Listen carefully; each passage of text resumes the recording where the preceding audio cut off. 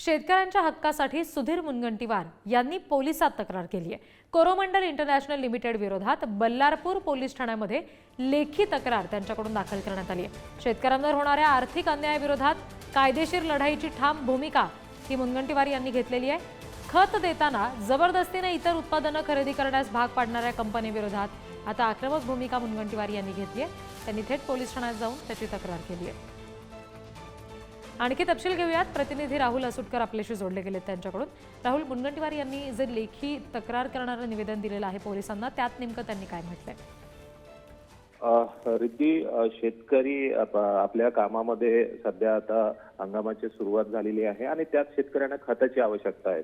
तर कोरामंडल या कंपनीकडून शेतकऱ्यांना सल्फर, पीडीएम, पोटॅश आणि 15-15 ही खते जबरदस्तीने घ्यायला लावली जात आहे आणि याच विरोधात बल्लारपूरमध्ये माजी मंत्री आणि विद्यमान आमदार सुधीर मुनगंटीवार यांनी बल्लारपूर पोलिसांना तक्रार दिली आहे। शेतकऱ्यांना रासायनिक खतं देताना जबरदस्तीनं इतर उत्पादने खरेदी करायला या कंपनीच्या माध्यमातून लावली जात आहे। वारंवार तक्रार सुद्धा मुनगंटीवार यांनी दिल्याचं यावेळी सांगितलेलं आहे आणि या माध्यमातून शेतकऱ्याचं एक प्रकारे शोषण होत आहे आणि जबरदस्तीनं कुठले तरी उत्पादनं त्यांना खरेदी करावं लागत आहे। त्यामुळे आता पर्याय नसल्यामुळे काल सुधीर मुनगंटीवार यांनी च्या सर्व संचालक मंडळांसोबत जात बल्लारपूर पोलीस स्थानकात तक्रार दाखल केलेली आहे।